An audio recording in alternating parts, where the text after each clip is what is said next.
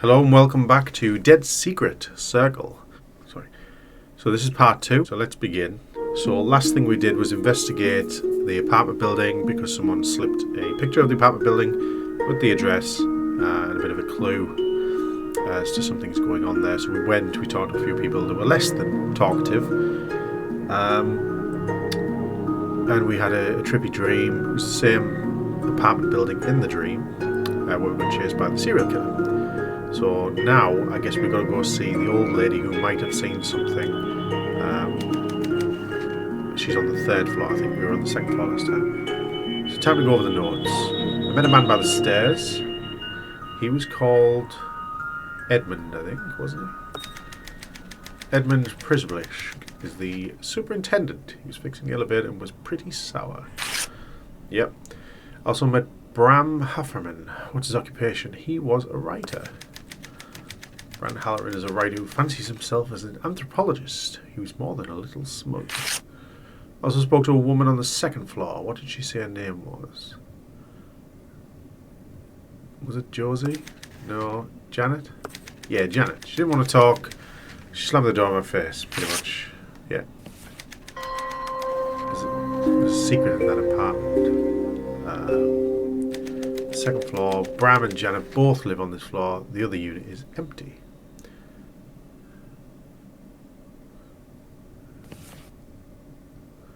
Not very friendly, has a child. Professional writer. Okay, so those are my notes. What else does it want me to do? Oh, we've had Chinese. I just can't bring myself to cook. I do fancy a Chinese, actually. Takeout sounds good around about now. Whimsy. Ooh. Columbo's soup. Noodle soup. Noodle soup. Okay. What do I need to do? There was a phone. Nobody to call. Quite depressing.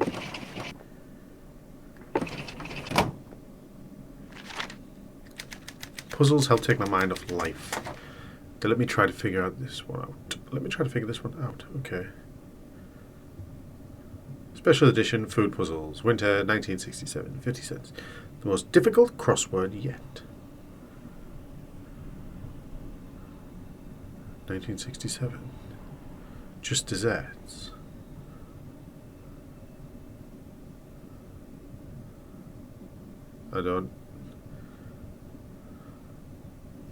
Let's have a look. Freshly baked, South Carolina since 1925. Russell Farms. Cookie Shoppy. You can't go wrong with a Russell. How am I supposed to figure this one out? 1925. Oh, 3, 5, and 4. Number of chips on the cookies. Yay, solved it. One mystery solved. Well, that was fun.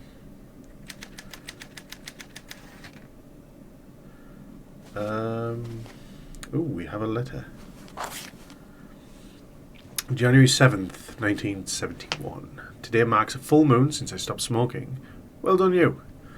Dr. Hathaway said worrying about my lungs is the least of my problems, but I don't think cigarettes ever really helped. I feel better now that I've quit.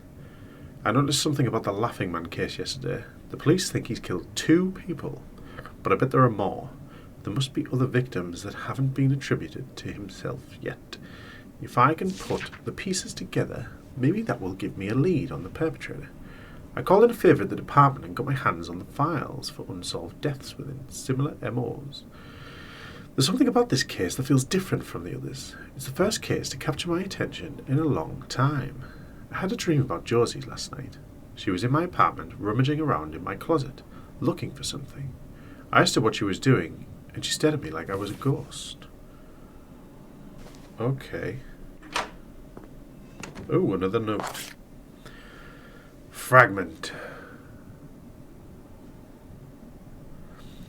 Adapted from the writings of Lafcadio Hearn, it was evening when the young pilgrim and the Bodhisattva reached the base of the mountain. There was no trace of life, not a sound in the air. It was desolate. The place is far and the path is difficult. The Bodhisattva said, "Follow me and do not fear." Twilight gloomed around them as they climbed. There was no path, nor any sign of human visitation. Only rocks and crag. Night fell, and the stars came out. But still the Bodhisattva and the young pilgrim climbed. They went faster and faster, as if driven by a force superhuman. "Do not fear, my son," the Bodhisattva said. "The danger is none, though the way is grim." On and on they climbed. The rough ground cracked and crumbled under their feet. The darkness deepened. The young pilgrim rested his hand on something smooth that was not stone, then pulled it away. Barely visible in the dim light, he saw it was the cheekless gibe of death. "Linger not thus," urged the voice of the teacher. "The summit we must gain is still very, very far." On through the dark they climbed, their feet crushing the strange earth, until the rim of the night turned grey and the stars began to fail. All about them was a tremendous silence. A gold flame kindled in the east. The pilgrim's gaze fell upon the naked mountain, and a trembling seized him. For there was no ground, only a heaping of skulls, monstrous and measureless, extending to the heavens. "Do not fear, my son," cried the Bodhisattva. "Only a strong heart can reach the place of vision." The pilgrim was paralyzed with fear. Despite his teacher's urgings, he could not take another step. All around him the mountains rose up, a sea of human skulls. "I can't go any further," he cried. The Bodhisattva laughed softly. "But you do not know of what this mountain is made." "I fear there is nothing but the skulls of men," the pilgrim trembled. "A mountain of skulls it is," replied the Bodhisattva. "But know, my son, that all of them are your own. All, without the exception, have been yours. The skulls from your former lives." Okay, that's interesting. Do we need to go into the closet? There's nothing in there. Right. Let's go to bed, I guess. Here we are again in another trippy dream. We're on the 3rd floor now. And there is a ghost. Where are you going? A small statue of a lion seems to be guarding the apartment.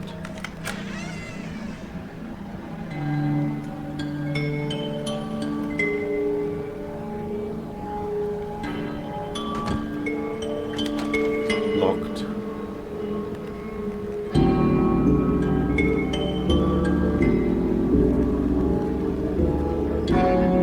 I guess I'm just following this spirit. Is this the old lady I need to find?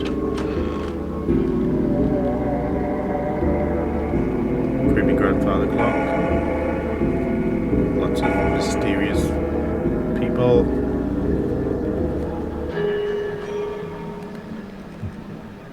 Well, hello there.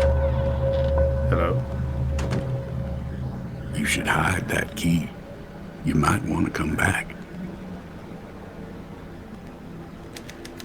This is a good hiding place, so we hide the key under the statue. Dear Dr. Hathaway, the dreams are getting stranger. I'm walking the halls of that apartment building, and I know I went into number 302, but I can't remember the rest. It's so vivid, like I was really there. I know I told you about the dreams I had before, about the woodcutter case, what it did to me. Dreams are like when your subconscious takes the stage, shines a light on, whatever binds it all together. I know better than to ignore them, but still, this one felt different. Today I'll track down the rest of the people living in that apartment, and then I'll find a way into 302. Okay. So that's where we've just been, on the 3rd floor, which we couldn't access last time.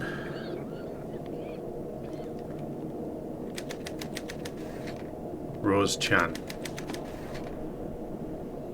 Bloody hell, he frightened the life out of me. Is he going to let me in?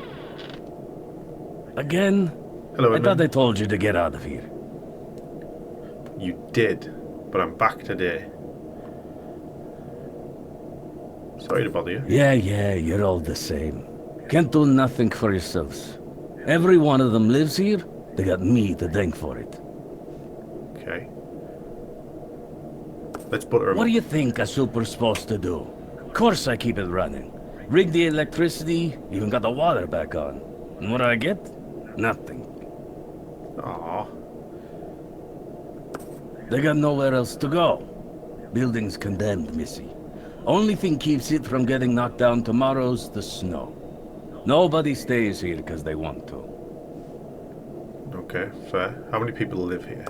Let's see, you got me, Janet and the kid, the Halloran brothers, old Rose and the Cranes. So that's 8? Halloran Brothers. I didn't know you had a brother.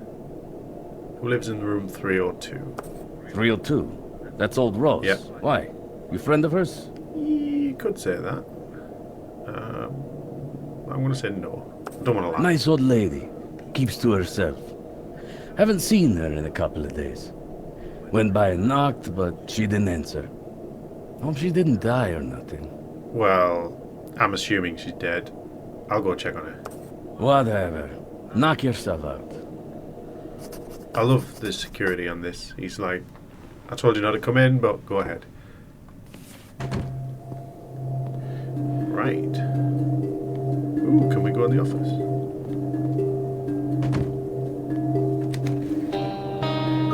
Rude. Just walk up behind you.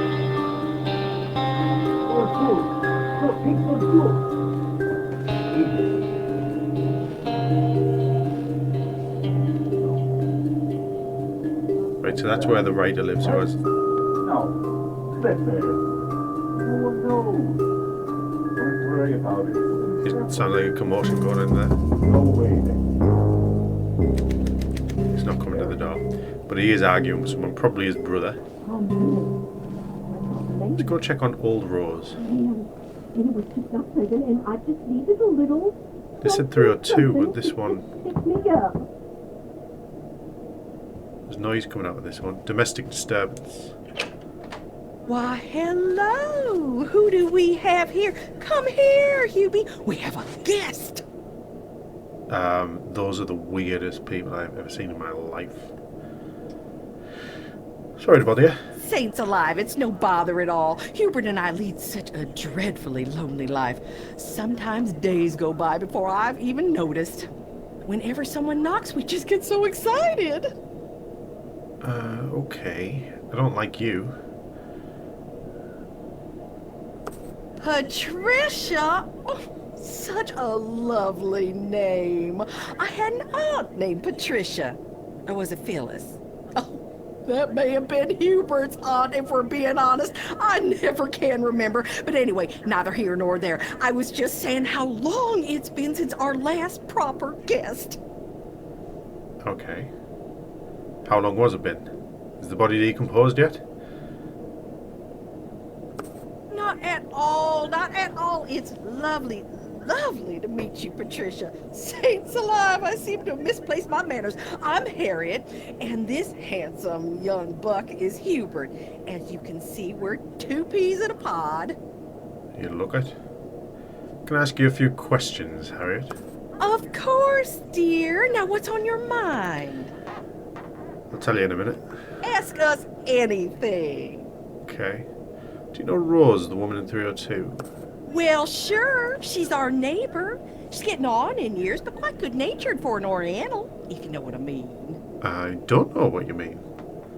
Mild-mannered racism there? I'm not sure that I do. Well, you know, she used to work over in Chinatown. But now she's retired. She's mostly down at the cinema. God knows why. Nothing down there but filthy pornographic trash. Well, don't judge. Do not judge. She likes movies, eh? Oh, heavens, she adores them. It's all she talks about. Goes every week, rain or shine. She even put up posters, all her favorites. Between you and me, I don't know what that woman sees in that filth. But I guess it's not easy for us regular folks, understanding the foreigners. I wouldn't class you as regular, but you do you. Have you seen her lately? Let's see. Last time I saw Rose was just over a week ago. She promised to drop off some of that lovely lemongrass she grows. Hubert's request for our next batch of elixir. Elixir. What could you possibly be drinking that for? Tell me about Bram. Bram's in the unit just below us. Such a lovely man. Helps out when Hubert's car won't start. And he takes such good care of his brother. Though I get the feeling he's hiding something, you know. As do I, Harriet. As do I. Bram has a brother, eh? Oh, Colum. He lives downstairs with his brother. Very sick. Something awful. You used to see him hobbling around, but he's bedridden now, hooked up to all these ghastly machines. Bram moved in last year to look after him. My heart just aches for them both. What a kind man. What makes you suspicious of Bram? Oh, I don't know. Just a feeling, really. But I get the sense he's got his share of secrets. Just a woman's intuition, mind you. Let me ask you something else. I'd like to ask about Janet downstairs. The Negro? I simply can't stand her. Or the brat. She's a gangster, I tell you. A hoodlum. A threat to society. We try to have nothing to do with her. Why am I not surprised she speaks like that? And what is going on with Hubert's smile? It looks like he's held hostage. What did she do to you? It's not what she does, it's her presence. The nerve to complain about noise. She threatened us, if you can believe that. No, I can't even acknowledge her. Okay, so you definitely don't like people who aren't regular folk.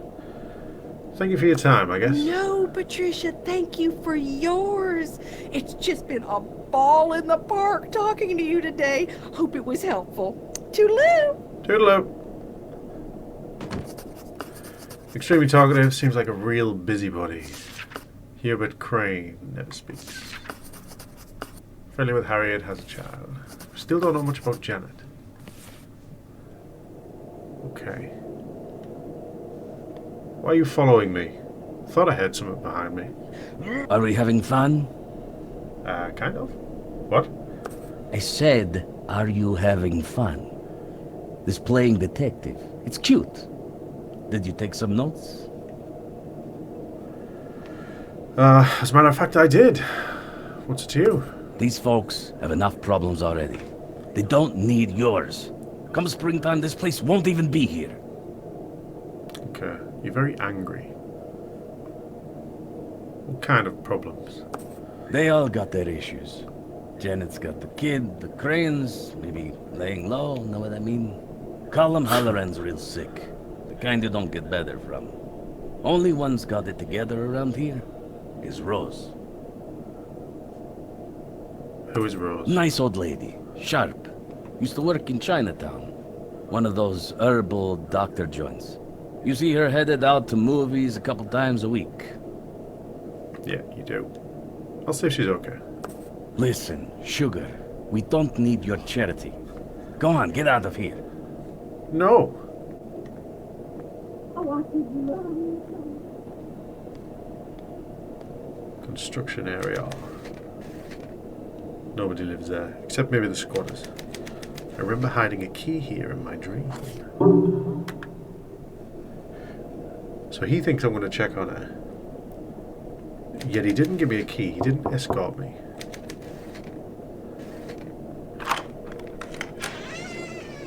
Oh, someone's knocked their posters over.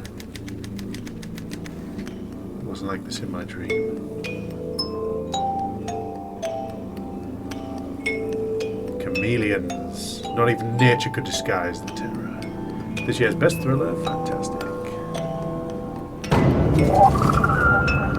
Okay, so there was a dead ghost body.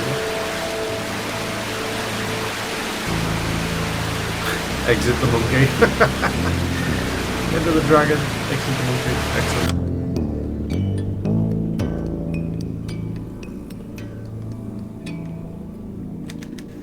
Chinese vase. Or vase. Aloe, I think. Aloe. Plateau of the Vixens.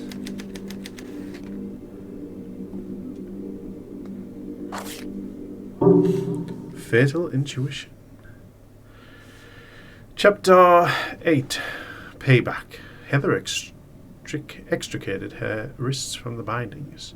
She rose unsteadily, the chair scraping the floor, and bit her lip to muffle the cry that she knew was coming.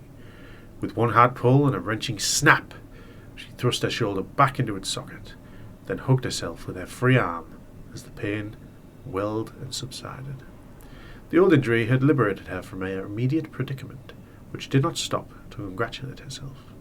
Justin was doubtless making his way back to the basement at that very moment, was, perhaps, mere steps from the door. Without hesitation, she picked up the fireplace poker and sank into the shadows. The dim light cast by the furnace forced a gleam from object on the workbench. A crimson gleam. It was the scissors Justin had used to slash her blouse, to puncture her skin. Scissors now streaked with her own blood. She heard the door of the kitchen open above her. Justin came stuntering down the stairs, whistling a jolly, aimless tune.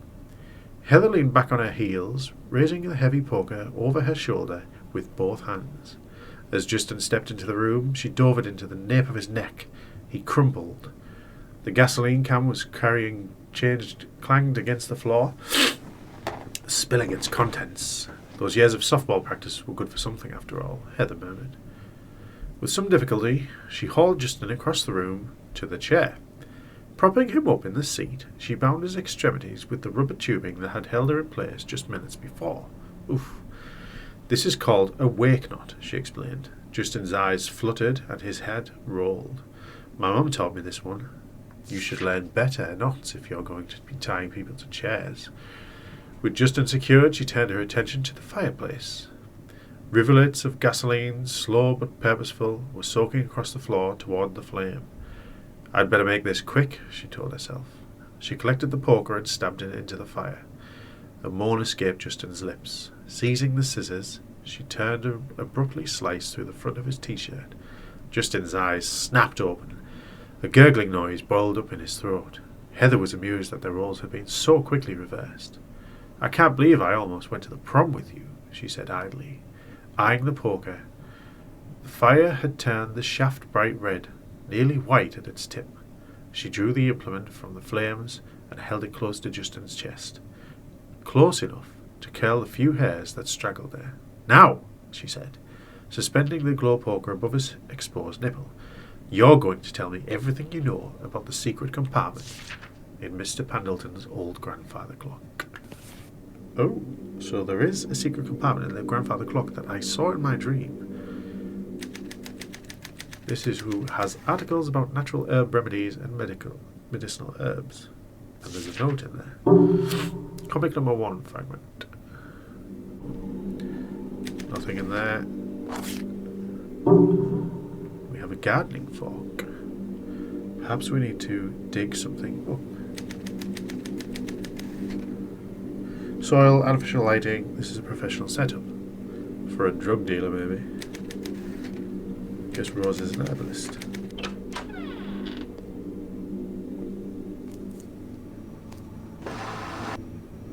Utensils. A note.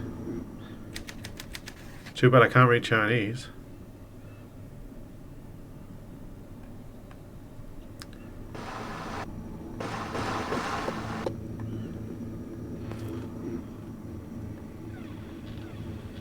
Lots of rice, green tea or normal tea, peaches, fish. Fruit is going bad because no one's been looking out for it.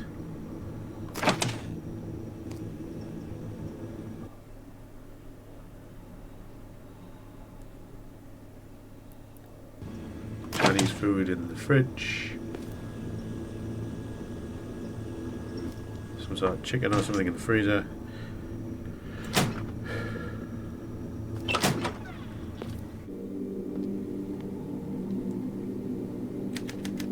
It's the only one that is empty. Maybe there's something in the dirt. Let's get our fork.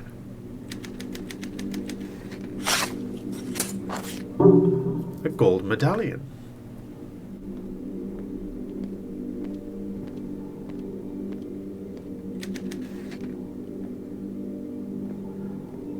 Maybe it goes into the grandfather clock.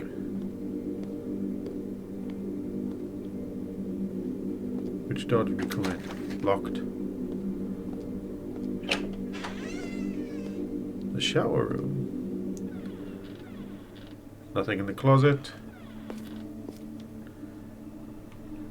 Nothing in the bath or the shower. Can't turn the tap on. The undergraduate.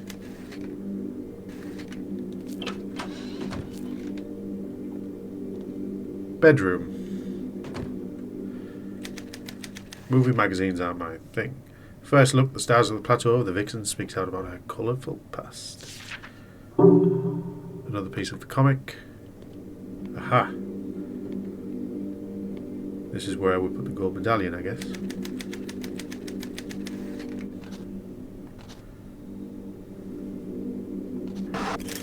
Aha.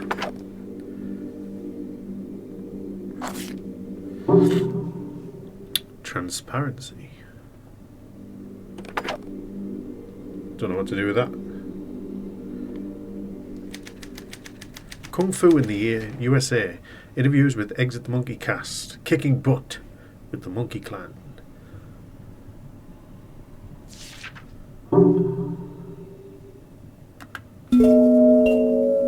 Right, so we've got the comic now. Heather Oates, suspense comics. Honestly, I cannot believe the nerve of Ramon. Stranding me down here, damn his eyes. Heather finds herself trapped at the bottom of a well. No point in screaming for help, Heather thinks to herself. The abandoned well is miles from anyone who could hear her. She has no choice but to find her own way out. How to deal with this predicament? Focus, Heather. Oh, but I'm so hungry. I know, I'll eat this delicious, nutritious, honest fruitcake. That'll give me the energy I need. After a few bites, Heather comes up with a clever idea. Heather, using the delicious, honest fruitcake as an improvised chucks it at the precarious perched book at her head. Luckily, it strikes true. Thud. Thank goodness. If it wasn't for honest fruit cakes, I'd still be at the bottom of this well. Slowly but surely, Heather climbs her way out of the well. What will happen next? Follow the further adventures of Heather Oates. Super duper. Oh. Local woman wins regional bridge championship. God bless you, Rose. That's some nice artwork there. Drawing LRL.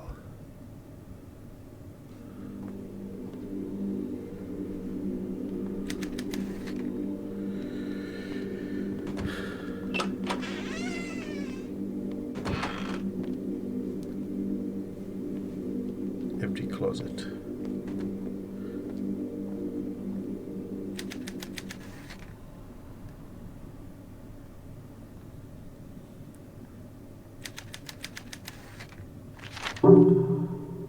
$50.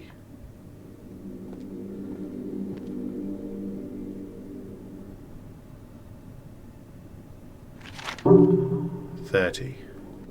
Oh, it's behind here.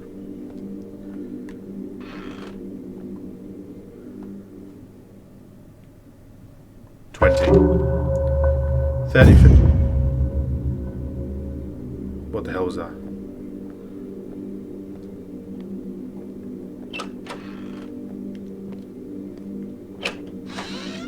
$30, $50, $20.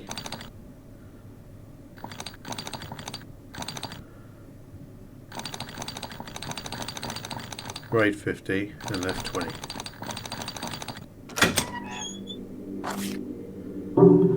Got a room key. Which keeps a lot of money in.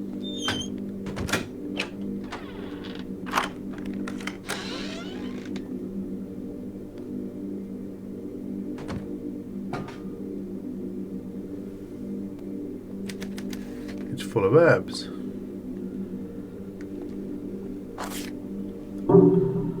Page with random numbers, okay.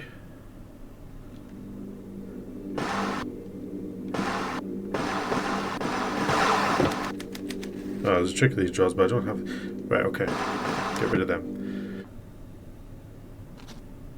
Combine. I can't believe I didn't do that already. Right. So, it should be... 1, 2, 3, 4, and 5.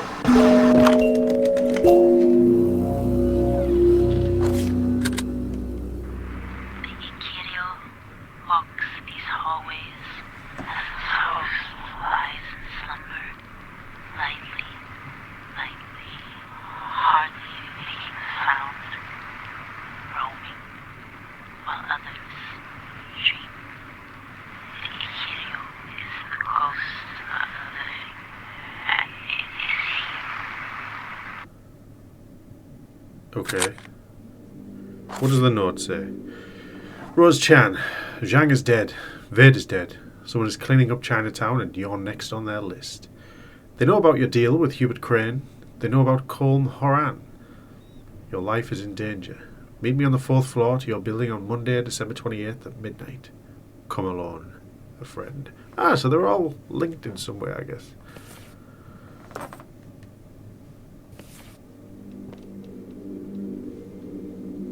Anything else I need to check while I'm here?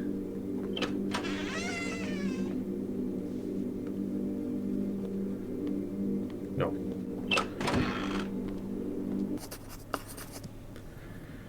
Rose Chan's apartment was wrecked. I guess we can't talk to Rose. Map of the 3rd floor. Dr. Hathaway, did I tell you about the idiofocal goggles from the woodcutter case? They're like a shortcut to idiofocus, a peephole into the subconscious, or a main line into my nightmares. But I don't have a choice. I need them to solve this case. Okay. If I'm really dreaming of the future, the goggles will help me see it. Okay. Sorry, one last thing. I found something. A tape. There's a term I don't know. Ikuryu. Sounds like Japanese. I'll look it up later. Gotta get home.